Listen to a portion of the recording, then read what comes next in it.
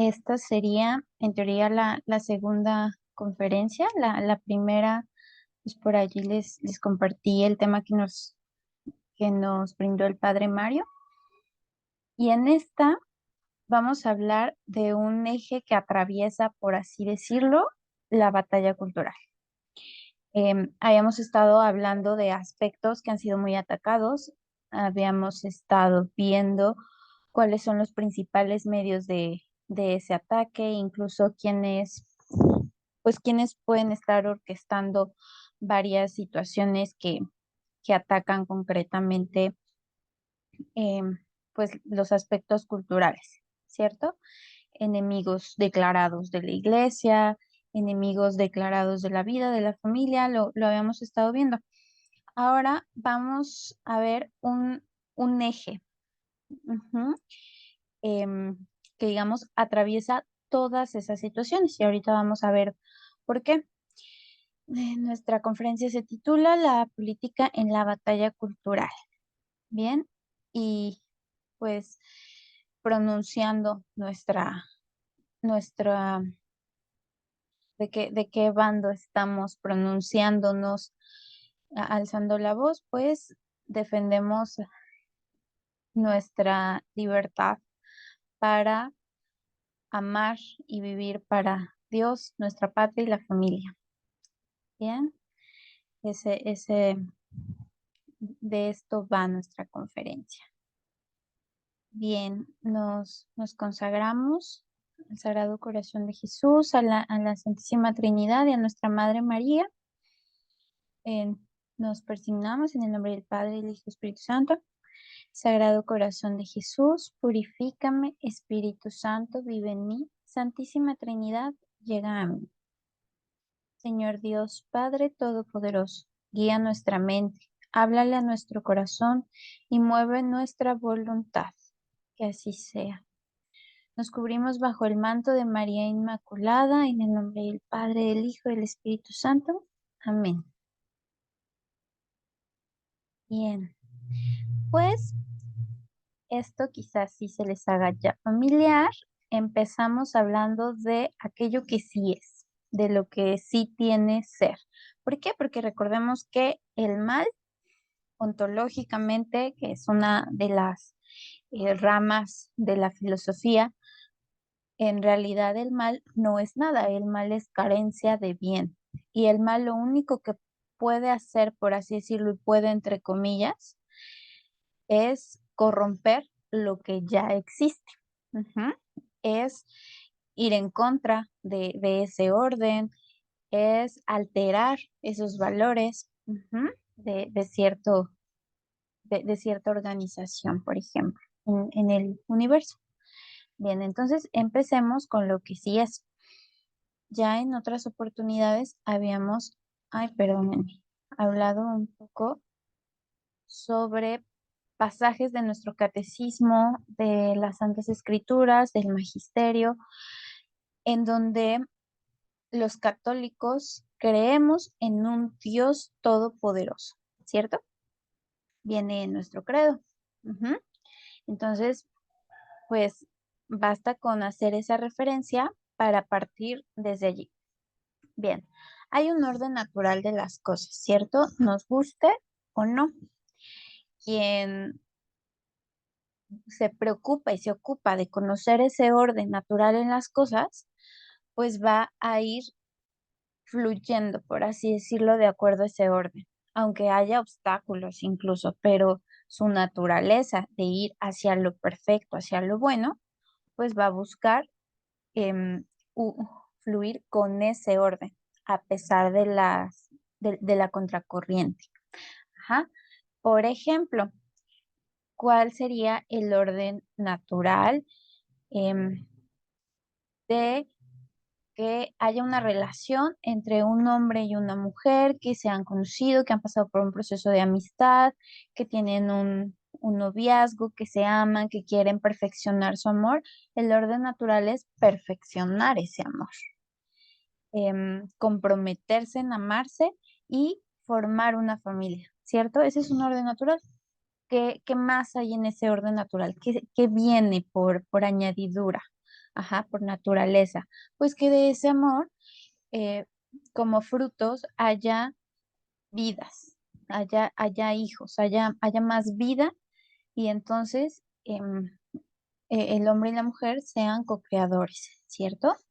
Bien, y de allí pues surge las familias y vienen muchas otras cosas más, pero se va viendo un poco el orden, ¿cierto? Bien, ahora, si nos vamos al orden del mundo, de la organización del universo, ajá, nuestro credo dice, creo en un Dios todopoderoso. Ujú. Si nos vamos a argumentos filosóficos, solamente puede haber un Dios pues con D mayúscula, un Dios como tal, dado que no puede existir otro ser con las mismas características, porque entonces ya no sería Dios. Diga, ontológicamente eso no tendría sentido. Ajá.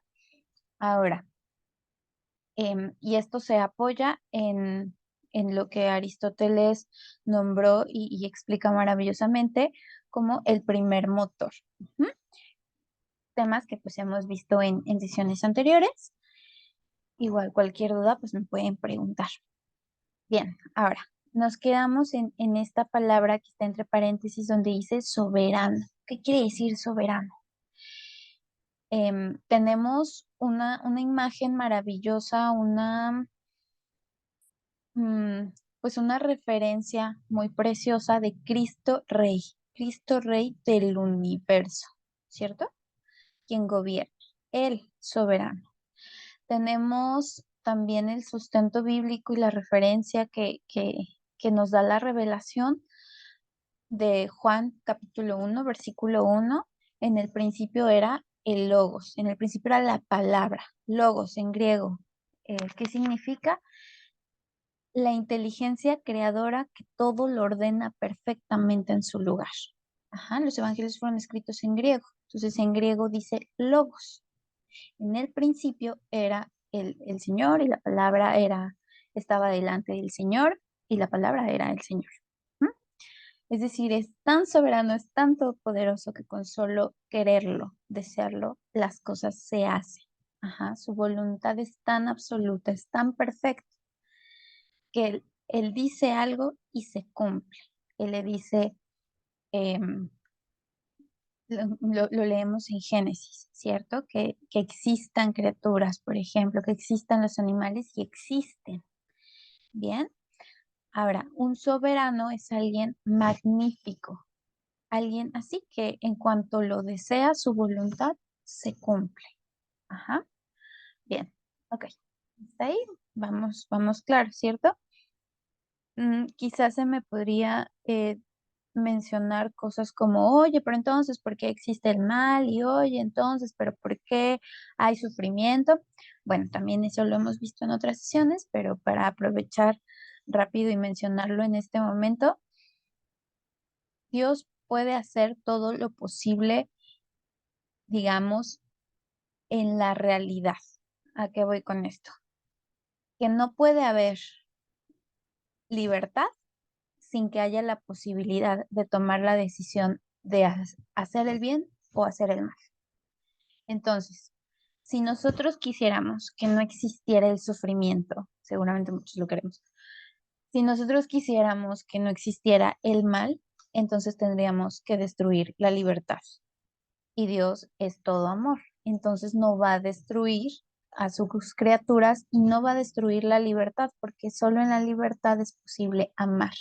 ¿Dios sufre? Sí, Dios sufre, porque Él es libre, porque ama.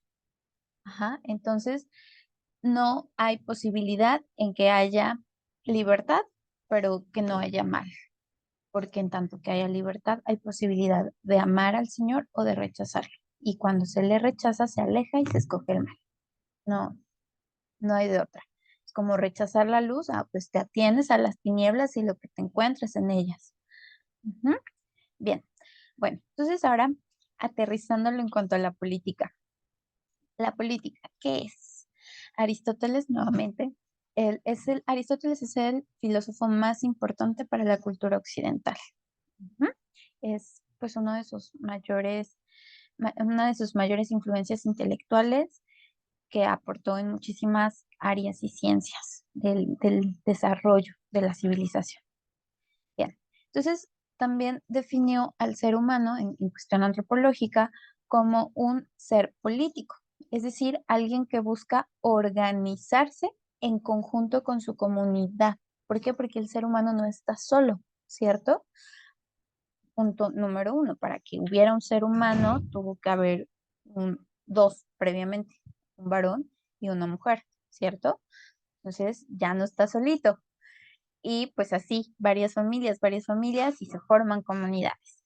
Bien, entonces, el ser humano por naturaleza es alguien social, pero esa sociedad necesita organizarla, ¿ok? Y eso es algo por naturaleza, es una capacidad del ser humano. Ok, pero la política va más allá, porque no es solamente el organízate como puedas, es organízate de la mejor forma posible. Ajá, es una ciencia. ¿Qué quiere decir esto? Que se adquieren saberes, que se adquieren conocimientos concretos para llevarla a cabo, esa práctica del organizar, del administrar, ¿cierto? Bien, hasta allí entonces vamos, ahí vamos, ¿cierto? Ok, bueno, entonces como parte de estas expresiones del ser humano como ser social, ser político, concretamente se expresan en políticas públicas. Ajá, ¿qué serían políticas públicas? Pues políticas que involucren a los otros. Es decir, si yo tomo decisiones en cuanto a mi propia disciplina, pues es individual, ajá, que es público cuando yo tengo cierta injerencia en que la comunidad, a lo mejor tenemos 20 botellas de agua para un viaje donde hay 10 personas, bueno, pues vamos a racionarlas, de tal forma que a cada uno le van a tocar dos, pero primero les voy a dar una en las 2 primeras horas y en las 2 siguientes horas les voy a dar otra. Allí ya estoy organizando, ya estoy administrando y es algo que va más allá de mi individualidad. ¿Se va viendo? Entonces, estas políticas son una expresión de los intereses que representa ese, pues ese gobierno, ajá, esa forma de organizarse, ¿ok? Y debe responder a las necesidades de lo gobernado. Vaya, si yo quizá tengo el gobierno de mi casa, pues entonces tengo que ver cuáles son las necesidades de mi casa y buscar el mayor bien. Ah, pero si, supongamos, no tengo hijos, pero supongamos, mi hijo me dice, oh, yo necesito dormir 15 horas al día y que me dejes el teléfono 5 horas y que me dejes comer todo lo que quiera, es lo que yo necesito. Entonces, ¿qué le voy a decir yo? No, mi chulo, así no funciona la naturaleza humana. ¿Por qué? Porque si yo fuera una adolescente, a lo mejor yo diría, ah, muy bien, sí, hay que hacer eso. Pero si gobierno mi casa es porque tengo también la capacidad de discernir qué es lo mejor, qué es lo que verdaderamente se necesita. Entonces, lo que necesitamos no siempre es lo que queremos, ¿cierto? Eso es una realidad. Claramente, jamás esto va a transgredir la dignidad humana. Por ejemplo, pues el Señor. Ajá, el Señor nos da lo que necesitamos, no lo que queremos, a menos que lo que queremos se alinee con su voluntad y su voluntad es lo mejor para nosotros, lo que necesitamos. Entonces, em, eso para irlo un poco acotando del universo a prácticas muy concretas en lo cotidiano. Bien, entonces hasta aquí vamos con estos puntos, que aquel que tiene ese cargo, esa responsabilidad de gobernar, de administrar, de organizar, tiene que tener capacidades, tiene que tener conocimientos y tiene que tener una buena voluntad para buscar el verdadero bien de aquello de lo que se le está confiando, ¿cierto? Porque vamos a ver que la autoridad es dada. Bien, entonces, ¿por quién sería dada? ¿Quién podría dar esa autoridad? Pues aquel que tiene toda la autoridad, aquel que tiene toda la buena voluntad y aquel que tiene toda la buena capacidad, de excelente y perfecta capacidad. Y ese es Dios Todopoderoso y Soberano. Ujú. Bien, entonces efectivamente la autoridad legítimamente viene del Señor. Nuevamente, vamos al orden natural. Los padres, nuestros padres son nuestra autoridad, sí, y les ha sido venido de Dios. ¿Por qué? Porque se les dio junto con una responsabilidad. Ellos están autorizados a dirigirnos, a formarnos, dado que por orden natural ellos son y tendrían que ser, en muchos casos yo sé que no es así, allí es cuando hablamos de la corrupción de ese orden natural. No es que Dios haya fijado mal el orden, es más bien que el ser humano rechazó el orden natural del Señor e impuso su propio orden. Ajá. Entonces, en ese rechazar, claro, hay padres que no son así, que esa autoridad finalmente la tienen y el Señor les va a pedir cuentas de aquello que les confió, porque quien tiene autoridad tiene un montón de responsabilidad, dice la palabra del Señor, si no me equivoco, en Corintios.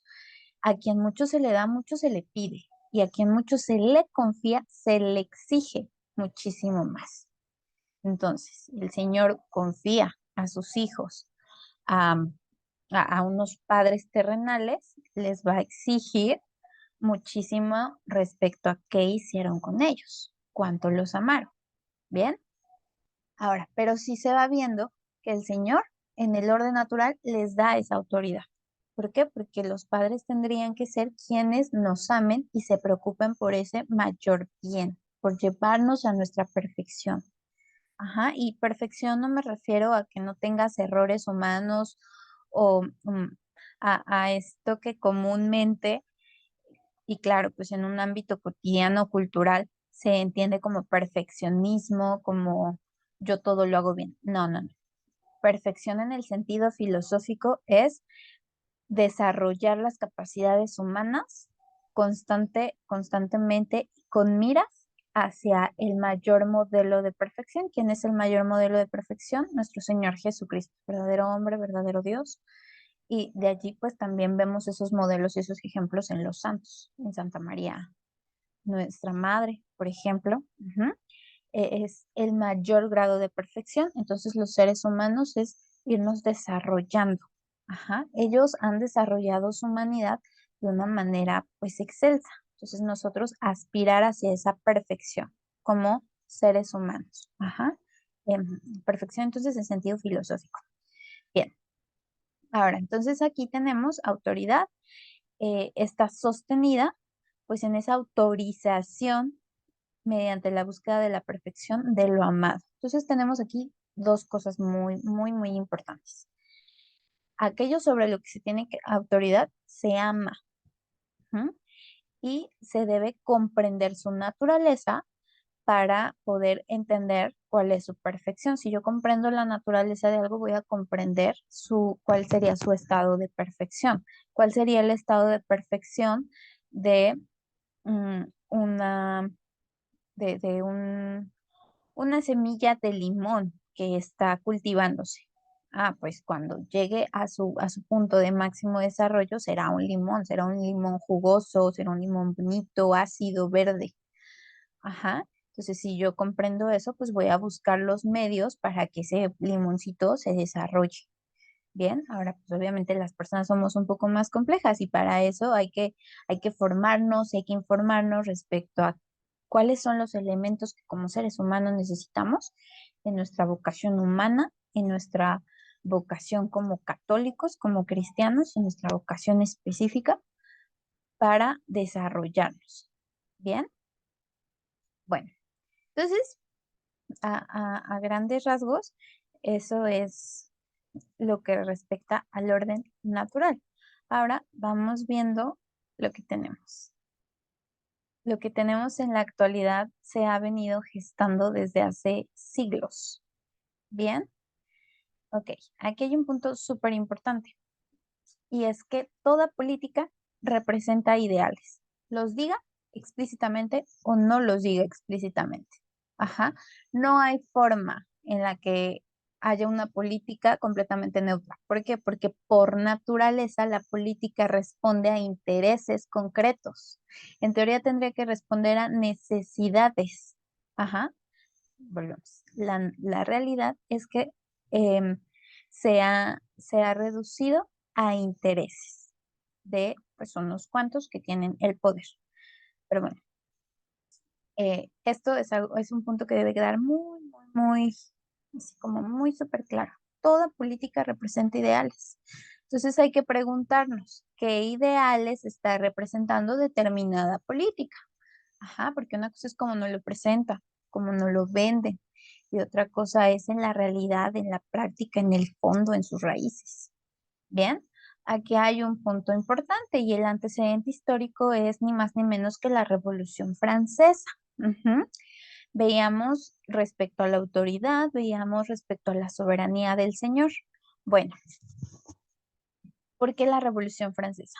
Tenemos que revolución es justamente, ellos pretenden como regresar a, a un orden, pretenden mover, ¿cierto? Las cosas como están. Ahora, ¿qué tenemos? Que em, en en estos siglos 17, 18, la autoridad venía, los reyes reconocían que su autoridad venía dada por Dios. Claramente hubo bastante corrupción de bastantes reyes. Ajá. Esos son, digamos, decisiones concretas de personas en determinado momento. Ujú. Como venía dado el orden natural, la idea es, yo te confío el poder sobre determinado pueblo para que tú pues los gobiernes con justicia, defiendan los valores, defiendas em, pues sus intereses más bien en el sentido de un bienestar común. Ajá. Que los seres humanos, algunos, hayan tomado la decisión de no hacerlo, es otra cosa. Ujú. Pero el orden natural era ese. Bien, entonces estaba reconocido esa autoridad de Dios. Bien, entonces la Revolución Francesa lo que dijo es no. No queremos a Dios como soberano, no queremos a la iglesia que Cristo fundó, queremos ser los soberanos nosotros. Por allí hay un presidente en la actualidad mexicano, y digo en la actualidad y mexicano porque ya había habido otros presidentes latinoamericanos que hablaban muy similar a como habla él, em, haciendo referencia al pueblo soberano, el pueblo soberano. Bueno, pues el antecedente es la Revolución Francesa. Ajá, tal cual. Uno de los ideales fue el pueblo, ¿cómo dice actualmente AMLO? El pueblo bueno y sabio. Bien, si no me equivoco, era Nicolás Maduro en su constitución, que también promovió una en su momento, como lo está haciendo actualmente AMLO, em, decía cosas así como el pueblo soberano, ¿no? Cambia de palabras, pero al final es como colocar al pueblo en lugar de, en el mayor lugar, en el lugar mayor de exaltación. Ajá.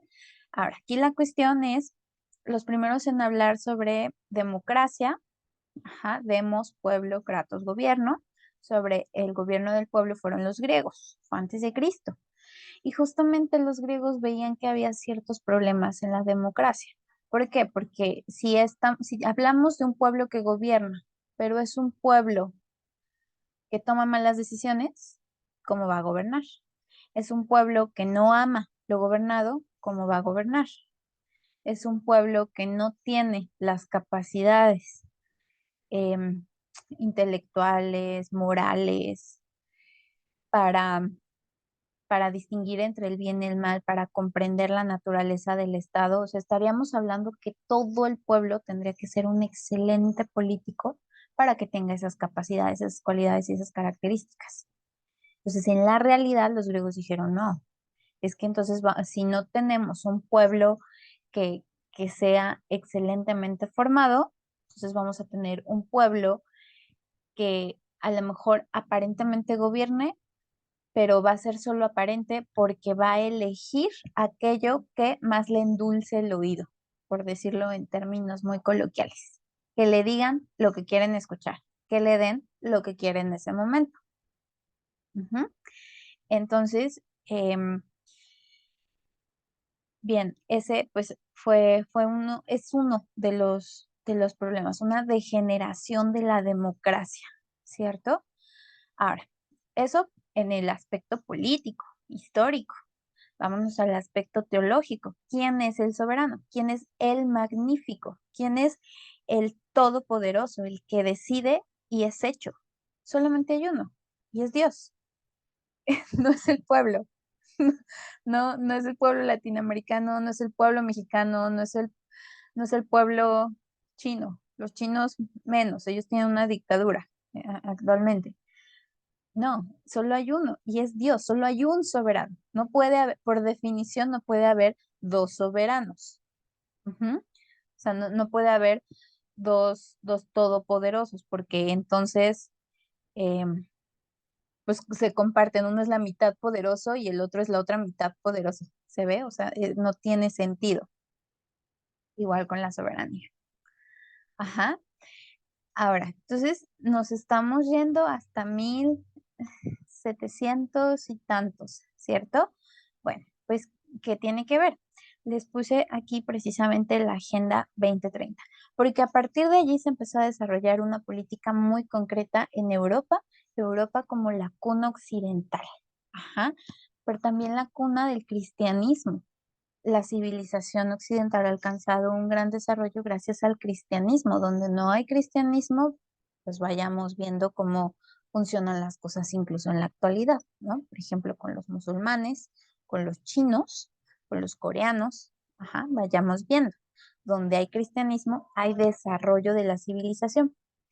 Bien, ahora, em, tenemos que si vas atacando la cuna de esa civilización, pues va a llegar un punto en el que se va a empezar a fragmentar. Bien, y pues efectivamente eso es lo que ha estado pasando a partir de esos siglos en los que ocurrieron esos acontecimientos. Bien, em, ¿de qué forma? En la que se exaltó por completo no solo a la masa por sobre la aristocracia. Aristocracia significa el gobierno de los mejores, de los más calificados. Ujú. También un término griego, que por cierto Platón, Aristóteles, pues llegaron a la conclusión que eran las mejores maneras de gobernar, preparar muy bien a los gobernantes. Prácticamente ellos lo veían como esa vocación, formarlos en todo sentido para que tuvieran la capacidad de, pues, gobernar. Ajá. Para, educarlos en esa ciencia de la política. Bien, entonces, tenemos que en la Revolución Francesa pues asesinan a la aristocracia, hay ríos de sangre, después se les voltea porque a todos aquellos revolucionarios que participaron en esa revolución, que no estaban de acuerdo con las políticas públicas que empezaron a realizar los partidarios más sanguinarios, los partidarios de Robespierre, eran asesinados. La guillotina se inventó en ese tiempo porque era una forma muy rápida de matar a las personas. Entonces economizaban tiempo, economizaban como muchísimas cosas, el que sigue, el que sigue, el que sigue, así es como se hacían ríos de sangre. Em, Eso pues hay referencias históricas, ¿no? Se puede incluso googlear.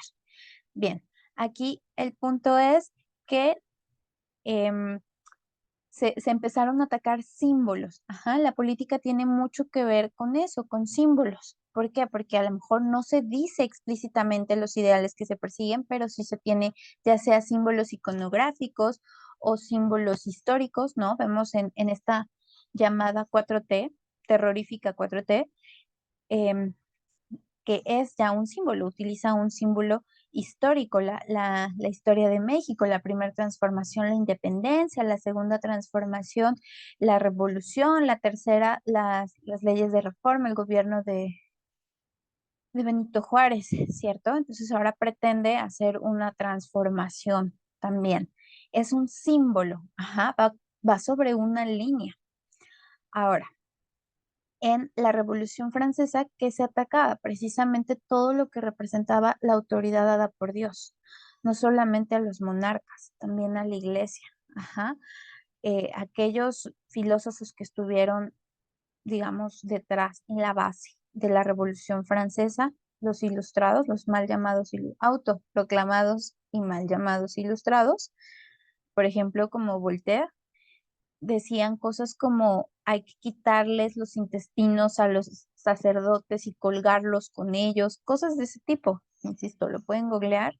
Era un odio, ajá, es un odio, gente además que pertenecía a logias masónicas declaradas abiertamente.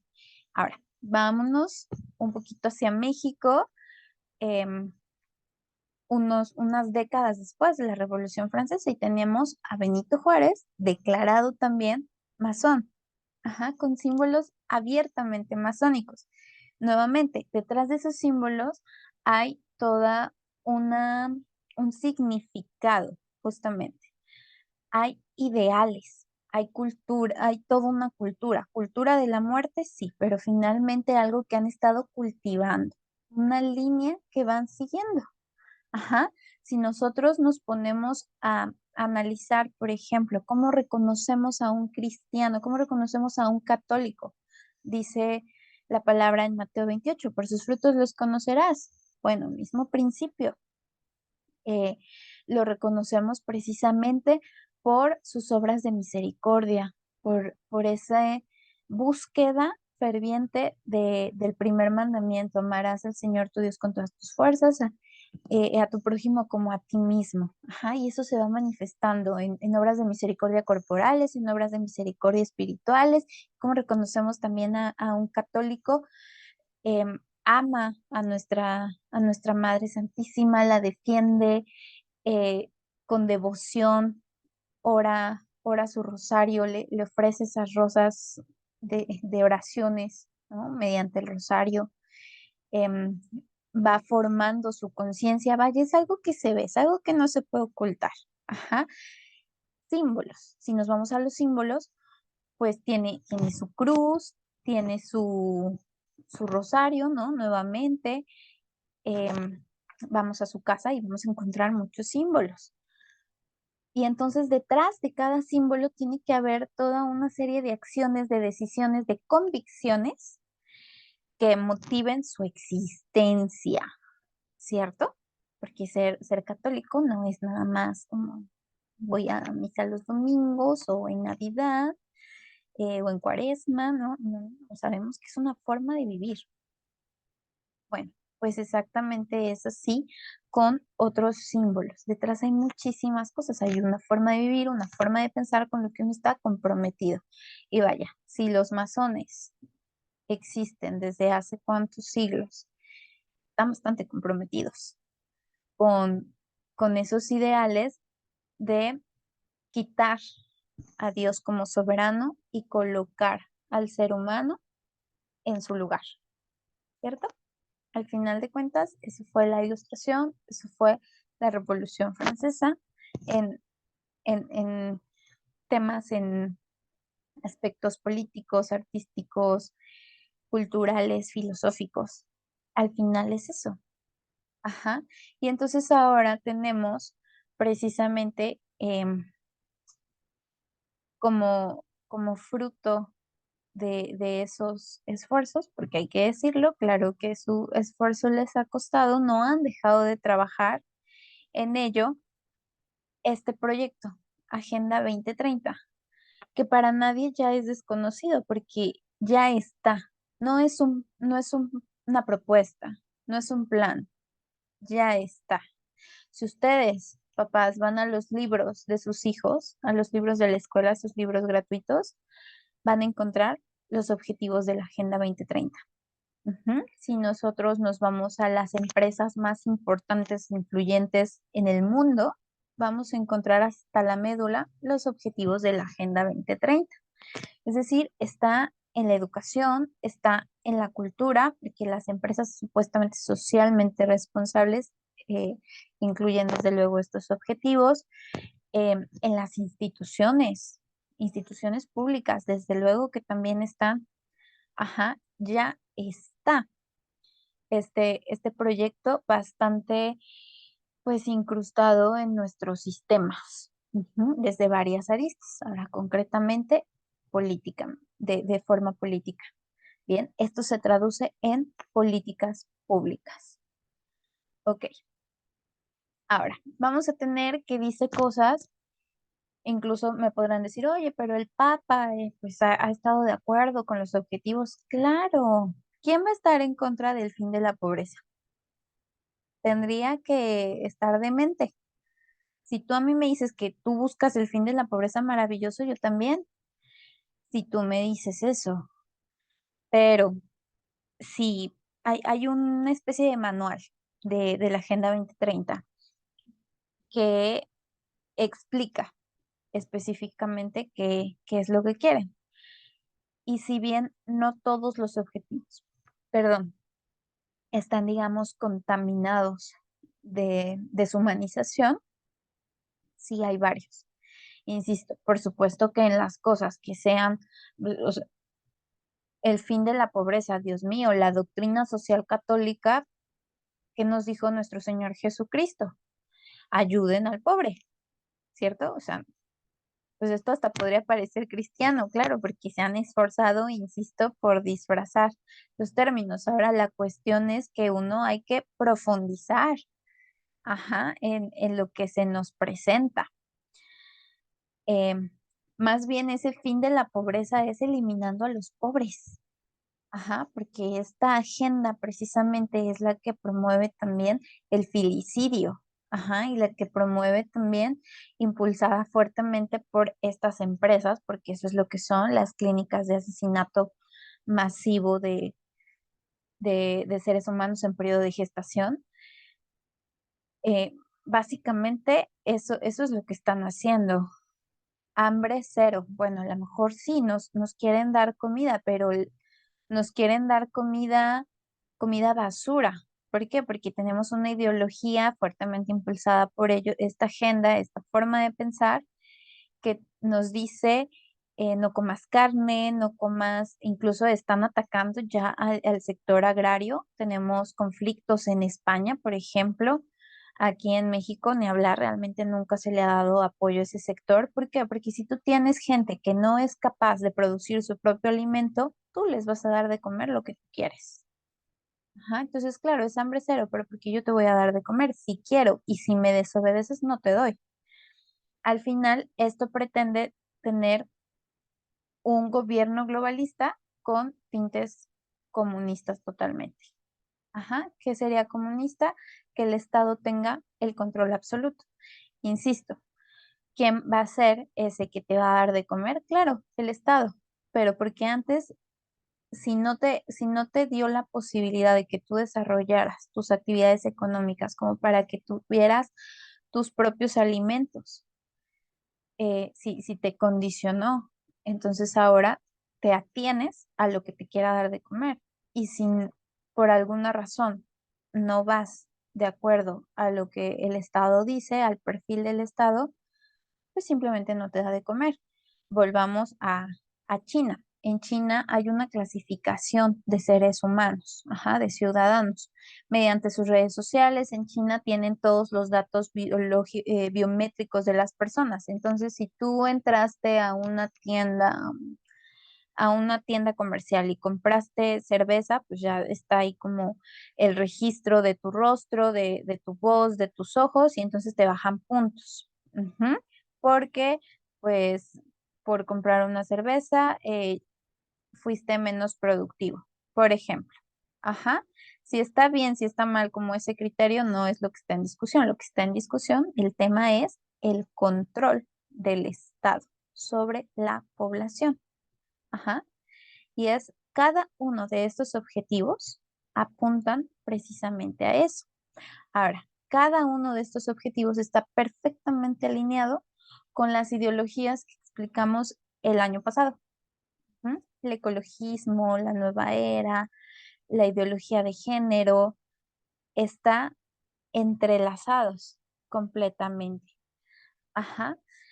em, el transhumanismo también, ¿no? Este apoyo al desarrollo industrial, este apoyo a las nuevas tecnologías, aunque nos vayamos deshumanizando, o más bien, perdón, con esos objetivos. ¿Por qué? Porque un ser humano necesita desarrollar su inteligencia, necesita desarrollar su capacidad de análisis. Entonces, cuando al ser humano se le van dando eh, se le van quitando las herramientas para desarrollar esa capacidad de análisis y en su lugar se le sustituye por falsedades y por, vamos a decirlo con esta palabra que quizás sea más familiar, por cosas concupiscibles, ¿qué sería eso? Que a lo mejor quizá en lugar de yo ocuparme en analizar cómo está un poquito la cultura, cómo está un poquito el mundo, para mi carne es más placentero y es más apetecible, pues quedarme una hora en TikTok viendo cosas intrascendentes para mi existencia, que no le van a hacer bien ni al mundo, ni a mí, ni a nadie, porque ya perdí una hora viendo TikTok, por ejemplo, em, porque ya perdí medio día tratando de hacer un famoso reto de los que aparecen allí. Ajá. Entonces, ¿qué pasa? Que se le sustituye al ser humano, em, por ejemplo, la educación. La educación tendría precisamente que ayudar a desarrollar estas habilidades. Ajá, ayudar a desarrollar el criterio, ayudar a desarrollar las posibilidades de conocer la realidad. Ujú. Pero si la educación es absurda, es, es muy falaz, dice muchísimas falsedades, y en lugar de educar verdaderamente las facultades humanas, les estoy dando algo que incluso llega a ser adictivo, como más tecnología, ¿no? La tecnología pues cada vez va estando más al alcance, em, llega a un punto, por ejemplo, en lugares como Canadá, Estados Unidos, en varios países de Europa, ya hay una especie de visores donde es como si tuvieras tu teléfono así aquí enfrente y te puedes escapar de tu realidad. Ajá, entonces yo le sigo haciendo creer a la gente que el mayor ideal de ser humano sofisticado y más desarrollado es que tengas tu visor y que hagas tu mundo a tu manera, ¿no? Virtual, en lugar de tu verdadera humanidad. Entonces se va deshumanizando, justamente. Ujú. Porque estos objetivos en el fondo buscan deshumanizar por todo lo que vimos de las ideologías. Ajá. El ecologismo, el fanatismo por la ecología es un absurdo. Ajá, es un absurdo. Vimos lo que respecta al no como carne, porque pobres animales, pero sí hay que asesinar a seres humanos en periodo de gestación en el vientre de sus madres, porque pobre planeta. Es un absurdo. Ajá, la ideología de género, nuevamente. Hombre y mujer no somos iguales. Es más, ahí ya están admitiendo totalmente el género, porque solo habría dos, ajá, de acuerdo al sexo, pero como es una ideología, entonces se inventa más. Ajá. Claramente, hombres y mujeres no somos iguales y eso es lo que nos enriquece y eso es lo que nos complementa. Eso es el sentido incluso de nuestras vocaciones distintas, ajá, de toda una teología del cuerpo que hay detrás de ese tema.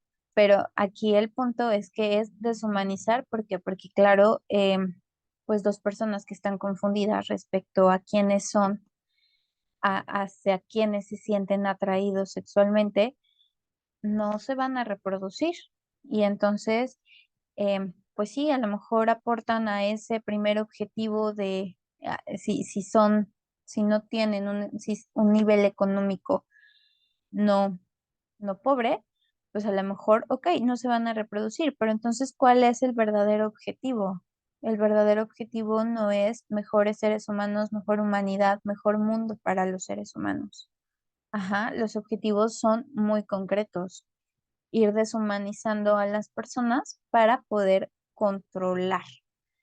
Em, Vaya, ¿por qué controlar? Porque si una persona nuevamente no desarrolla sus capacidades humanas, es alguien que no va a pedir que ese gobierno sea realmente justo. No va a pedir nada más allá que no sea el satisfacer sus necesidades más inmediatas. Y eso es tremendamente fácil para una administración corrupta. Ujú. Mientras hace y deshace pues otras cosas, sobre todo pues corrompe los valores, corrompe la humanidad misma. Ajá. ¿Por qué la humanidad misma? Y porque aunque suene catastrófico y exagerado, no lo es, porque esta Agenda 2030, insisto, es a nivel mundial y lo tenemos tan cerca como a la distancia de un libro de texto de primaria. em, o de las empresas más comerciales que existen, de la publicidad que vemos. Ajá, ahora, ¿qué tiene todo esto que ver en materia política concretamente con México? Bien, ujú. Voy a leer lo que dice aquí, eliminar oponentes. Ajá, los objetivos de esta agenda son los reales, son deshumanizar por medio de cada una de las ideologías que ya veíamos, eliminar oponentes. ¿Quién podría ser un verdadero oponente a que esto ocurra? Pues aquel que defiende la dignidad humana. ¿Y quiénes son los únicos que defienden férreamente y con todo un sistema mm, que ha prevalecido más de 2000 años por su solidez, porque es la verdad? Pues la Iglesia Católica. Son los únicos. Ajá. Cualquiera de estas ideologías puede decir, oye, pero yo también defiendo a la mujer. Ajá, sí, o sea, eso ya lo había hecho nuestro Señor Jesucristo. Y no la defiendes plenamente, la defiendes porque tienes intereses sobre ella. Ajá, porque sobre todo pues buscan su corrupción.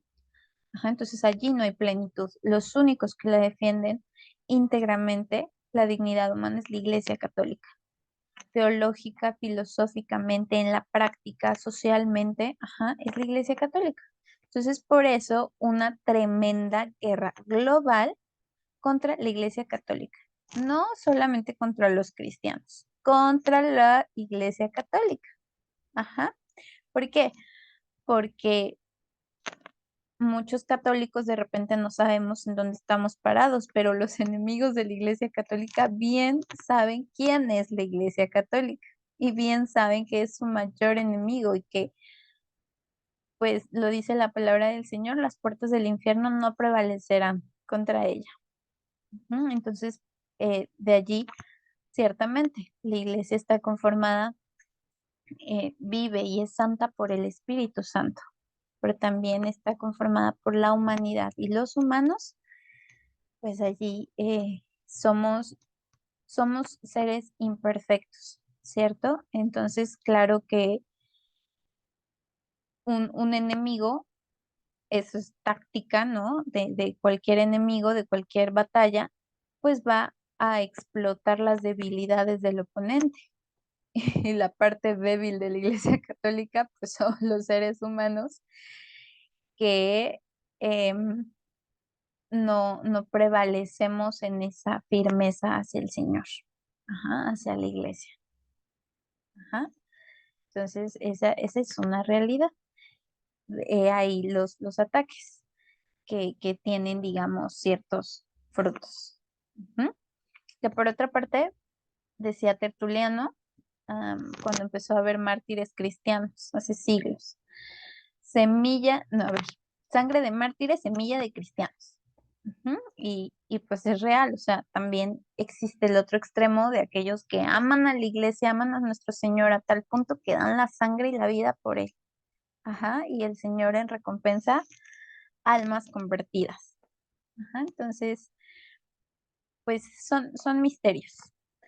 Bien, ahora vámonos yendo un poco más a la actualidad y a México. Hay que preguntarse, ¿nuestros representantes políticos defienden esos valores humanos? Aquí no hay como sí, pero no, pero es que más o menos, pero es que no sé, pero, o sea, sí o no, blanco o negro, frío o caliente. Ajá. O defiendes la dignidad humana férreamente o no la defiendes. Y entonces hay distintos grados de corrupción que se va a admitir en no defender la dignidad humana. O sea, si alguien viene y me dice, bueno, es que yo estoy en contra del filicidio, pero solo en algunas excepciones. O sea, por eso, entonces no defiendes la dignidad humana. Entonces hay cierto grado por donde se cuela esa corrupción, ¿sí se va viendo? De la no defensa de la dignidad humana. Y entonces allí ya se coló ese grado de deshumanización, que ha sido toda una campaña política, cultural, económica de hace siglos. Ajá. Entonces, eso es algo que hay que preguntarnos en la actualidad. Ajá, y en este tiempo tan crucial para México, donde pues, se vienen unas elecciones muy, muy cruciales. Ajá. em, por eso es súper importante preguntarnos por eso, porque si somos católicos, entonces estamos conscientes de la dignidad humana. Nadie nos da la dignidad humana como el Señor, quien nos dio su imagen y semejanza. Entonces, o sea, ¿qué hay? ¿Qué hay más allá de la imagen y semejanza del mismo Dios soberano? Nada. Ajá, ni los ángeles, que ciertamente son criaturas, eh, pues, perfectas en otros sentidos, pero no tienen la imagen y semejanza del Señor. Y nosotros sí. Ajá, entonces, o soy consciente o no soy consciente. Y si no soy consciente, hay grados de inconsciencia. Ujú, y donde ya se coló. Entonces me tengo que empezar a ser consciente. Bien, em, aquí hay un punto muy importante, este globalismo, ajá, lo vemos como ese intento por cubrir a las naciones, ¿no? La Organización Mundial de las Naciones. Em, objetivos para transformar nuestro mundo, ¿no? El mundo, algo global, algo total, algo que va a cubrir, ajá, a la tierra. Es unificar al final, ¿cierto? Que allá donde yo vaya, pues exista la misma forma de pensar, que allá donde yo vaya existan mujeres y hombres que estén dispuestos a asesinar a sus hijos antes de que nazcan. Ajá, eso es algo global. Bien, pues también es algo que se opone completamente al amor a la patria. Ujú. La patria que es territorio, ciertamente, desde luego, es su gente, pero es su cultura también, es su identidad y son los valores. Ujú. Patria solo tiene precisamente aquella civilización que se ha hecho consciente de esa identidad, de esa historia, de esa riqueza cultural. Entonces tenemos que el globalismo va destruyendo, busca destruir eso. Por ejemplo, se nos dice a los cristianos, porque hay países con mayoría cristiana de población, que ya no hay que tener hijos, pero en países musulmanes tienen 7, 8 hijos. Entonces, son los seres humanos los que no hay que evitar, o son cierto tipo de seres humanos que claramente si sus padres son católicos, van a infundir en sus hijos los valores católicos. Entonces, lo que no quieren, pues son católicos. ¿Se ve? Em, bueno, eso es parte también del globalismo, ajá, de este movimiento donde ya no hay ciertas fronteras, ciertos límites. ¿Los límites son malos? Bueno, si yo voy conduciendo por la carretera y entonces hay un límite que me separa de un barranco, pues me está ayudando muchísimo a no irme tan para allá, ¿cierto? Entonces, no son malos los límites. Los seres humanos necesitamos límites porque no somos animales. Ajá.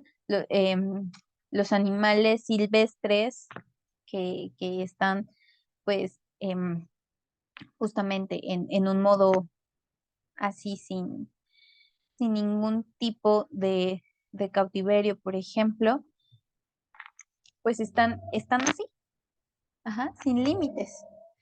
Incluso ellos para preservar su vida tienen a lo mejor límites naturales, pero nuevamente los seres humanos somos seres sociales, seres políticos. Podemos organizarnos y ver cuáles son los mejores límites, porque sí, sí los hay, sí son buenos, vemos que sí los necesitamos.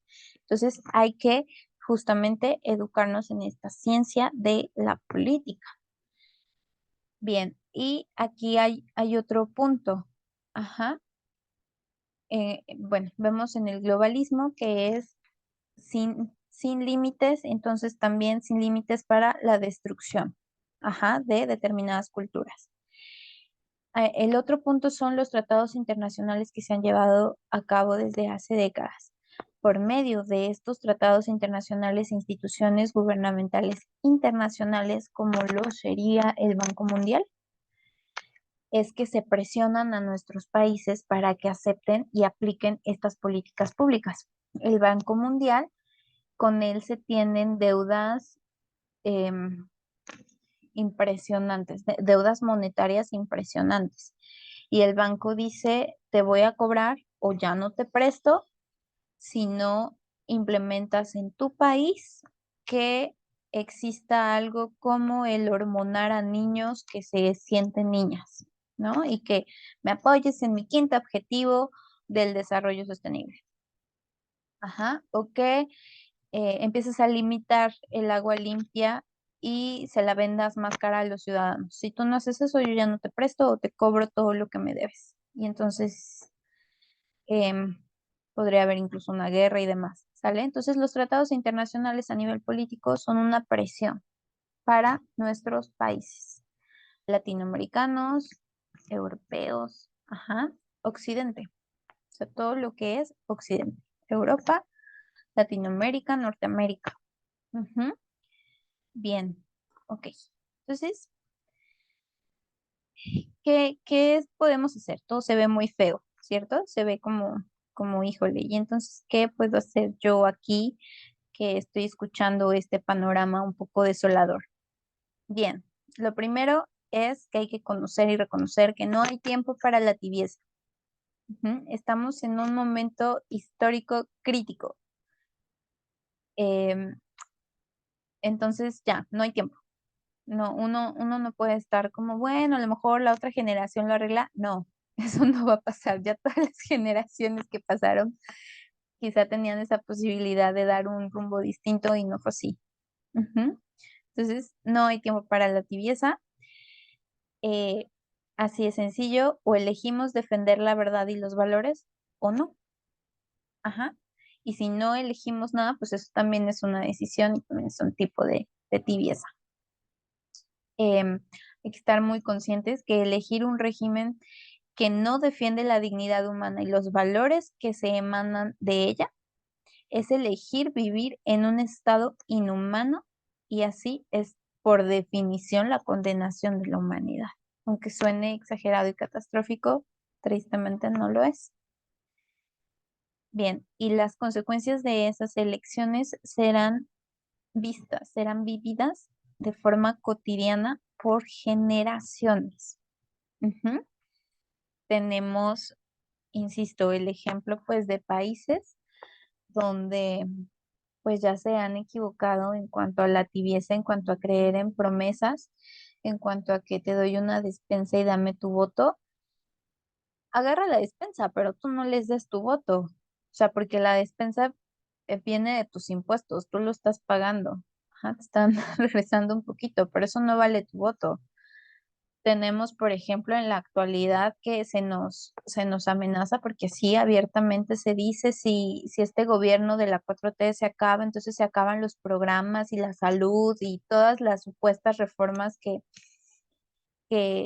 nuestro actual presidente propuso. Y es un absurdo, porque la mayoría de esos derechos ya están en la Constitución, pero se aprovechan, nuevamente abusan de las debilidades de un pueblo que no conoce su Constitución.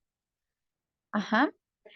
Em, el tema sí, sí claramente es más complejo, ¿no? Porque podemos decir, bueno, ¿y cómo a qué hora vamos a tener tiempo para conocer nuestra constitución, si tenemos jornadas laborales pesadísimas, si tenemos una mayoría con clase media baja. Claro, claro, nuevamente, todo eso no fue accidental, no fue de un día para otro. Ajá, quién impuso esas condiciones laborales? Ciertamente, de nueva cuenta, la Iglesia Católica tiene una doctrina social maravillosa, los sindicatos. Aquí en México, previo a la Guerra Cristera, fueron impulsados por la Iglesia Católica. Los sindicatos que defendían los derechos de los trabajadores, un trabajos dignos. Y ahora, ¿quiénes fueron los que estuvieron en contra? Nuevamente, esa línea masónica, Plutarco Elías Calles, el Partido Revolucionario, estamos hablando de lo que López Obrador considera como la segunda transformación y él quiere hacer la cuarta. Entonces sí se va viendo como todo el simbolismo nos lo están diciendo.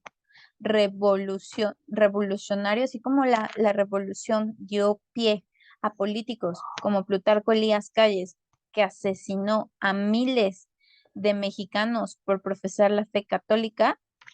Bueno, pues entonces la quieren revivir y la traen a cuenta cada vez que vemos ese símbolo de 4T, porque nos están diciendo la revolución fue la segunda y esta es la cuarta. Ajá. Em, entonces, hay que, pues hay que abrir así muy bien nuestros ojitos. Nuevamente, no hay tiempo para tibiezas. Es necesario pues defender a México, defender la dignidad humana, defender em, a nuestra iglesia, nuestra patria, nuestra familia, nuestra libertad de darle culto al Señor, porque claramente aunque nos quiten la libertad de hacerlo y aunque se nos condene, México ya demostró que está dispuesto a dar su sangre para que, para adorar libremente a Jesucristo, ¿no? Al grito de Viva Cristo Rey. México ya lo demostró. Solo que tristemente en la actualidad ahora ya no es como que nos apunten con una pistola para renegar de nuestra fe. Ahora es acepta estos objetivos, acepta esta tibieza para decir, bueno, es que yo estoy de acuerdo con que la mujer asesine a su hijo en su vientre, pues si ella mira en ciertas situaciones, o sea, al final es tibieza, al final se está alineando a unos ideales que van en contra de la verdadera dignidad humana. Eso es como súper importante. Hay que verlo bien y pues claramente nos dice nuevamente la palabra del Señor, he puesto delante de ti la verdad y la falsedad, la muerte y la vida. Ajá, tú decides. Y pues no es momento para quedarnos callados y no es momento la verdad es que yo estaba considerando, dije, me voy a quedar sin, varias personas van a dejar de hablarme después de esto, porque yo ya se los he dicho en persona, pero pues no lo había desglosado de esta forma a algunos conocidos y, y dije, bueno, Aristóteles decía, solo entre seres humanos virtuosos se da la verdadera amistad. Entonces van a aguantar, ¿no? Que la búsqueda de la verdad. Y si me quedo sin gente que me hable por anunciar y denunciar, bueno, que así sea, porque pues primero está el amor a la verdad. Y en todo caso, pues no eran amistades, ¿cierto? Porque en la jerarquía de valores, la verdad no está como ocupando un lugar primordial. Entonces, pues, no se pierde mucho, aunque suene feo, pero bueno, ese es otro punto, ¿no? Sí, sí es importante anunciar y denunciar. Por último, la iglesia es la única que defiende la dignidad humana en plenitud. Es claro que solo un ser humano cimentado en sus valores los va a defender con su vida y herramientas. ¿Cierto? En el caso de los políticos, somos los ciudadanos quienes debemos poner esas herramientas en sus manos. ¿Por qué? Porque ciertamente hay un orden, ciertamente se ha luchado para que los ciudadanos podamos tener alguna voz en, en las decisiones de nuestro país. Entonces, pues hay que usarlas. Bien, y por último, yo les cuento que hoy es el día de San Pedro Damián. Él es doctor de la iglesia. Él tiene enseñanzas maravillosas. Les comparto rápidamente esta y un pedacito de una oración también muy preciosa. Él decía cosas como: tras la tristeza, espera con alegría el gozo que vendrá. Ujú. Tiene toda un desglose de cómo es que cultivando las facultades del alma, pues la tristeza va menguando porque el alma se concentra en ese gozo que da la esperanza, sabiendo que nuestra esperanza, precisamente nosotros esperamos en aquello que no perece, en aquello que es excelso y maravilloso. Bien, decía, lo dice de formas como aquí menciona, que la esperanza te levante ese gozo, que la caridad encienda tu fervor. Así tu mente, bien saciada, será capaz de olvidar los sufrimientos exteriores y progresará en la posesión de los bienes que contempla en su interior. Él lo dice, pues más bonito, esa es una cita textual y es básicamente un poco lo que mencionaba aquí arriba. Bueno, pues cerramos esta sesión con esta oración pequeña que dice: San Pedro Damián, tú que enseñaste con palabras y ejemplo el valor de la oración, te pido que me concedas un espíritu de oración constante y fervorosa. Ayúdame a confiar plenamente en la providencia divina y abandonarme en las manos de Dios en cada momento de mi vida. Por tu intercesión, San Pedro Damián, confío en que Dios escuchará mis peticiones y me concederá las gracias que más necesito. Amén. Pues muchas gracias por su atención, su escucha. Em, Ayúdenos a compartir estos mensajes. Encomendamos este proyecto a sus oraciones y con el favor del Señor nos vemos el otro mes con la siguiente sesión. Y bendecida noche.